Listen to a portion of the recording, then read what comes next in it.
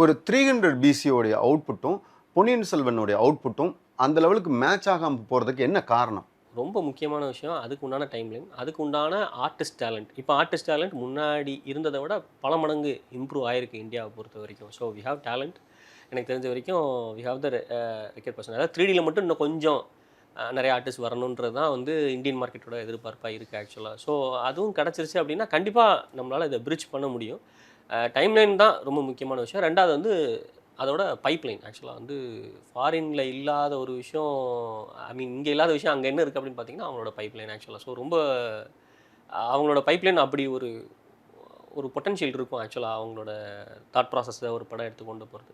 அதே மாதிரி படத்தை வந்து ப்ரீவியஸில் நிறைய கான்சென்ட்ரேட் பண்ணணும் ஆக்சுவலாக. ஸோ அதை வந்து இப்போ நிறைய படங்கள் பண்ணுறாங்க. மேபி சில இம்பார்ட்டண்ட்டான சீக்வன்ஸ்க்கோ சில இம்பார்ட்டண்ட்டான ஷார்ட்ஸ்க்கோ ஒரு அந்த மாதிரி பண்ணுறாங்க.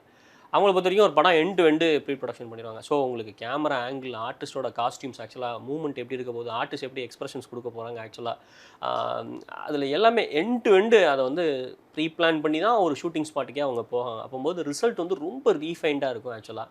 இப்போ ஃபார் எக்ஸாம்பிள் சில விஷுவல் எஃபெக்ட் ஷாட்ஸை பொறுத்த வரைக்கும் இப்படி தான் ஷூட் பண்ணியிருந்தா பெட்டராக இருந்திருக்கும் அப்படின்ற மாதிரியான தாட் ப்ராசஸ் எல்லாமே வந்து இப்போ நமக்கு என்ன அவைலபிள் ஒரு லைட்டிங் போயிடுவோம். நம்ம விஷுவல் எஃபெக்ட்ஸ்க்கு ரொம்ப எப்படி கன்வீனியன்ட் பண்ணலாம் அப்படின்ற மாதிரியான ஒரு ஷார்ட்ஸில் தான் நிறைய படங்கள் நம்ம எடுக்கிற மாதிரியான ஒரு சிச்சுவேஷன் இங்கே இருக்குது.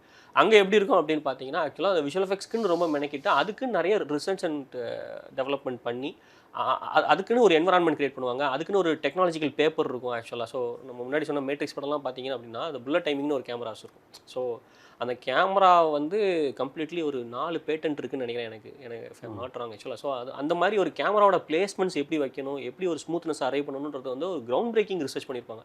அந்த படம் ரிலீஸ் ஆகும்போது 2000 சம்திங் இருக்கும்னு நினைக்கிறேன், எனக்கு கரெக்டாக ஞாபகம் இல்லை. பட் அவ்வளோ ரிசர்ச் பண்ணி தான் ஒரு விஷயத்தை அவங்க வந்து இம்ப்ளிமெண்ட் பண்ணுறாங்க ஆக்சுவலாக. ஸோ ரிசர்ச்சும் ரொம்ப இம்பார்ட்டண்டான factor which I forgot to say.